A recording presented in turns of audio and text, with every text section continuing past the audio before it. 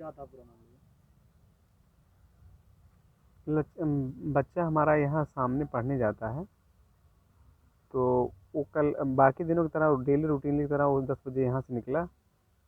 तो वहाँ पे बाद में पता चला कि बच्चा वहाँ तक पहुँचा ही नहीं है। बीच में ही यहाँ के 2 लड़के ने उसको बीच ही में से उठा लिए, उठा के इसके बाद लेके डायरेक्ट इसको अंजाम अंजाम देने के लिए वहाँ पे गए।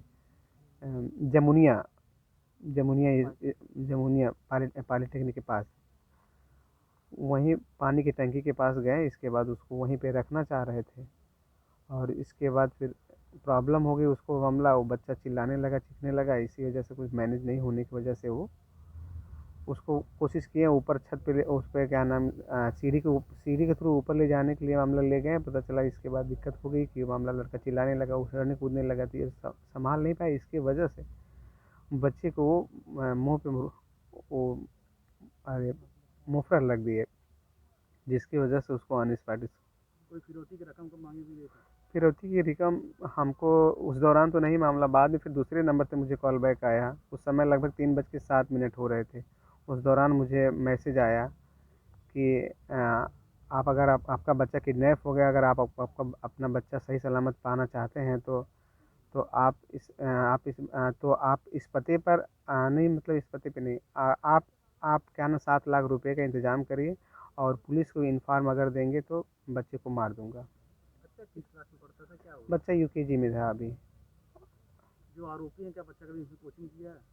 नहीं सर, ऐसा कुछ नहीं है मामला। वो पहले 1-2 दिन वैसे घर टाइम पास के लिए गया था। मामला थोड़ा सा करीबी थे मामला, इसलिए लोग मिलना जुलना थोड़ा रहता था, पास में रहते थे, बट ऐसा कुछ आना नहीं। जाना भी था आरोपी? नहीं, बहुत ना के बराबर था, कभी कभार था मामला, बहुत ना के बराबर था सर। ये घटना खुलासा कब हुई, वो सब हत्या की कैसे जानकारी हुई आपको? सर ये चीज़ें करने के बाद जब मुझे मैसेज आया तब इसके बारे में पता चला कि मामला ऐसी कोई बात है। तो फिर इसके बाद हम घर फ़ोन लगाएं, फिर इसके पता चला कि बच्चा नदारत है। फिर इसके बाद छानबीन किए, फिर 112 पे नंबर कॉल भी किए, फिर 112 आई। फिर इसके बाद हम गए कोतवाली से सारा इन्फॉर्मेशन दिए। फिर इसके बाद सब सर्विस।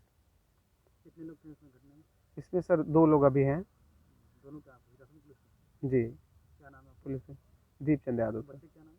अभिषेक यादव, कहाँ के रहने वाले? ग्राम पोस्ट खानजहाँपुर, जिला आजमगढ़। बच्चे की उम्र कितनी है? 7 साल से। वर्तमान में इसमें कहाँ मकान आपका? इस समय सर यही सामने ही है, बैंकर्स कॉलोनी, गौशाला के पास, फैजाबाद रोड।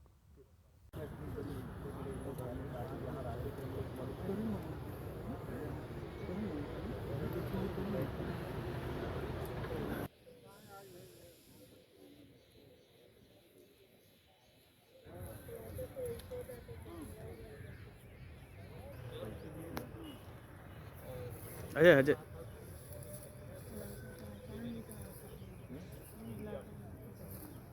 थाना साहबगंज अंतर्गत अपहरण की घटना घटित हुई है सर। क्या है सर पूरा मामला?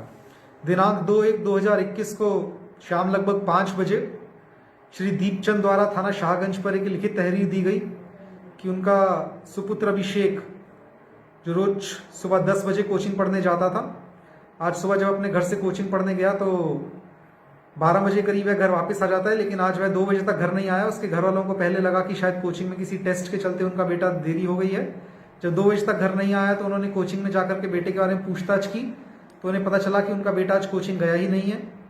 लगभग 3 बजे करीब उनके मोबाइल पे एक नंबर से SMS आया कि उनके बेटे का अपहरण कर लिया गया और उसमें उससे फिरौती मांगी गई। इसकी जानकारी होते ही अपने रिश्तेदारों से बात करके वह तुरंत थाने पे आए। थाने पे आते ही मामले की गंभीरता को देखते हुए तुरंत इसमें 6 टीमों का गठन किया गया। जिस नंबर से उनको SMS आया था उस नंबर के उपभोक्ता तक पहुंचा गया, तो उसके द्वारा बताया गया कि आज दोपहर में लगभग 12 से 12:30 बजे के करीब 2 मोटरसाइकिल सवार लोगों के द्वारा उससे फोन करने के बहाने उसका फोन मांगा गया और फिर उसका फोन छीन करके वह लोग फरार हो गए।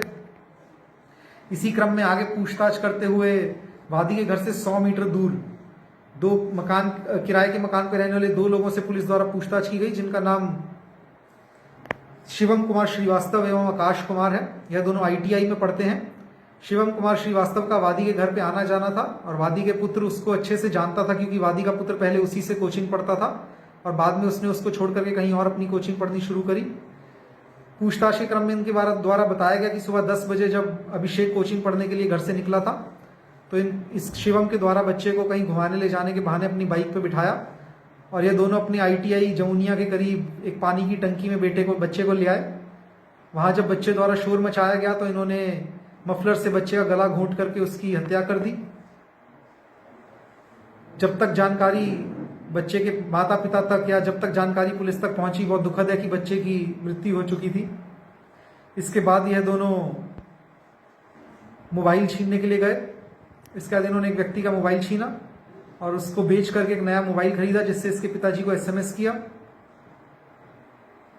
पुलिस को बहुत दुख है कि पुलिस दोनों अभियुक्तों को गिरफ्तार कर चुकी है, लेकिन इनके द्वारा जब तक सूचना बच्चे के घर वालों को या पुलिस को पहुंचती तब तक बच्चे की इनके द्वारा हत्या कर दी गई थी।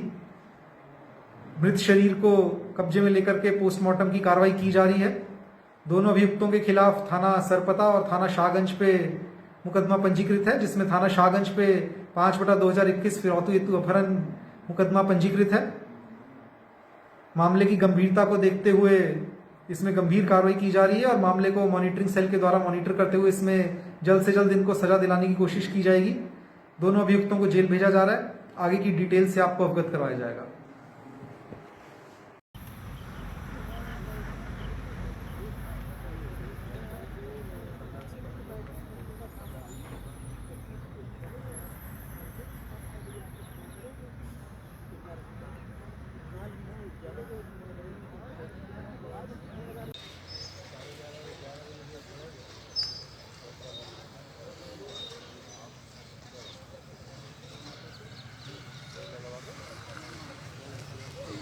हाँ भैया प्रणाम।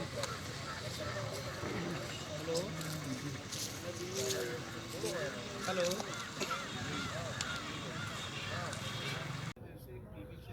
और हम कल सामान लेने गए थे ना भैया, लाला की गाड़ी वहीं खड़ी अकेले की।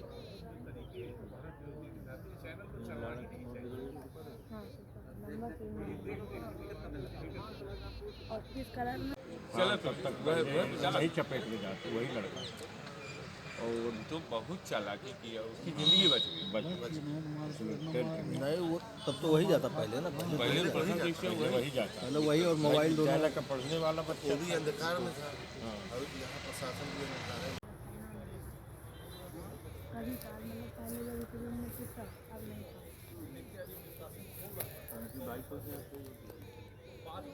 लाला की वहाँ खड़ी होती तो याद की सारा दिन